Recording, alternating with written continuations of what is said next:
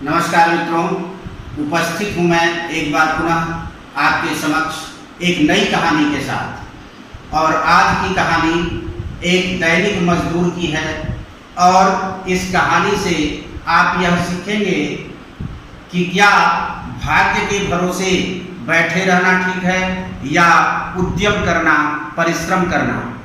क्या कर्म बड़ा है या भाग्य बड़ा है। कई बार बहुत कन्फ्यूजन होता है कि भाग्यम फलति सर्वत्र न विद्या न च पौरुषम। भाग्य ही सब जगह फलवती होता है और विद्या और पौरुष कोई काम नहीं करते हैं।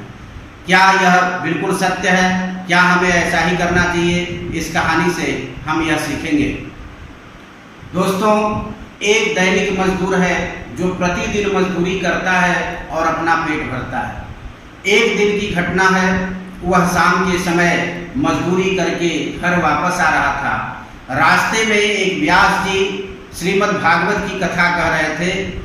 उसके मन में आया, क्योंकि वह बहुत ही सरल था, भोला था, दैनिक मजदूर। उसके मन में आया कि क्यों न थोड़ी देर मैं भी कथा सुन लूँ। जब वह वहाँ पहुँचा तो व्यास जी एक श्लोक की व्याख्या कर रहे थे। पहले आप वह श्लोक सुने, उसके बाद मैं उसकी व्याख्या करूँगा। व्यास जी ने कहा, श्लोक पढ़ते हुए कि का चिंता मम जीवने यदि हरेर् विश्वाम्भरो गीयते नो चेदर्भक जीवनाय जननी तान्यां कथां निस्सरेत् इत्यालोच्य मुहुर्मुहुः यदुपते लक्ष्मीपते केवलं त्वत्पादाम्बुजसेवनेन सततं कालो मया नीयते। व्यास जी ने कहा कि हमें अपने जीवन के बारे में क्या चिंता करनी है, जब भगवान का नाम विश्वम्भर है। विश्वम्भरति इति विश्वम्भरः, जो संपूर्ण विश्व का भरण पोषण करता है वह विश्वम्भर है।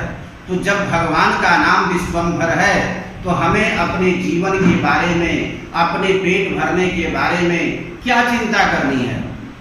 अब यदि यह बात सत्य न होती तो नोचे दर्भक जीवनाय जननी तन्यम कथम निस्सरे।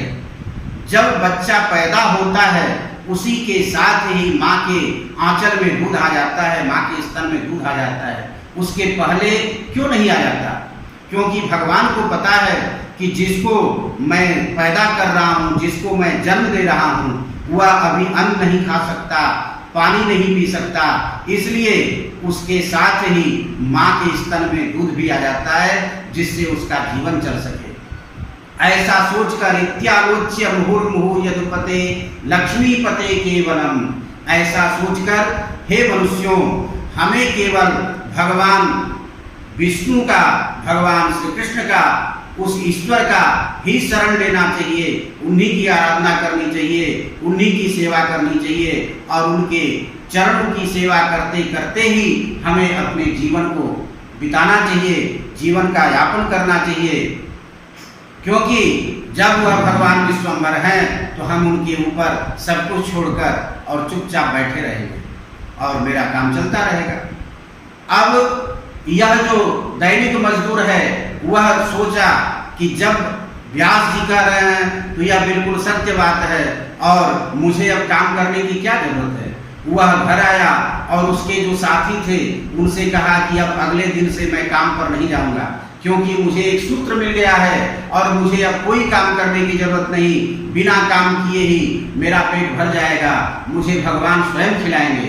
मित्रों ने बहुत समझाया, बार बार समझाया, किंतु उस दैनिक मजदूर के हृदय में और उसके मस्तिष्क में यह बात बिल्कुल बैठ गई थी, इसलिए वह किसी की बात नहीं माना और काम पर जाना बंद कर दिया। दोस्तों, एक दिन बीता, 2 दिन बीता, 3 दिन बीता, लेकिन जब वह बार बार टकटकी लगाकर ऊपर देख रहा है कि कहीं से कोई सजी हुई थाली आएगी, कहीं से कोई भोजन आ रहा होगा। धीरे धीरे उसका शरीर दुर्बल होने लगा, आशा निराशा में बदलने लगी। उसे यह एहसास हो गया कि नहीं, कोई भगवान नहीं है और कोई खाने को नहीं देगा, मुझे स्वयं कुछ करना पड़ेगा। कोई भगवान नहीं होते और भगवान किसी का पेट नहीं भरते। व्यास जी ने जो कुछ भी कहा बिल्कुल गलत बात कहा, इसलिए अब मुझे कुछ करके कुछ खाना चाहिए। और खाने के लिए, कुछ लाने के लिए वह अपने घर से बाजार की ओर निकला, किंतु 3 दिन का भूखा होने के कारण उसे चक्कर आ गया, उसे ठोकर लगी, वह गिर पड़ा और उसके हाथ पैर चकनाचूर हो गए, टूट गए। लगा चिल्लाने, लोग दौड़े, मित्रों ने भी, उनके जो सहयोगी थे, साथी थे, वे लोग भी दौड़े और उसको लेकर हॉस्पिटल गए। और हॉस्पिटल में उसका पूरा प्लास्टर शरीर में चढ़ गया, हाथ पैर पे सब बैंडेज पट्टी लग गई। अब वह न हिल सकता था न डुल सकता था। ऐसी परिस्थिति में सभी उसके साथियों ने यह निर्णय किया कि यह मेरा साथी आज बेड पर पड़ा हुआ है, हॉस्पिटल में पड़ा हुआ है, इसके खाने का बंदोबस्त करना चाहिए। तो कोई दूध लेकर पहुंचा, कोई फल लेकर पहुंचा, कोई भोजन लेकर पहुंचा और तमाम उसके जो जितने साथी थे अलग अलग अपना व्यंजन बनाकर उसके पास ले जाते हैं और कोई हाथ से, कोई चम्मच से, और सब उसको खिलाना चाहते हैं।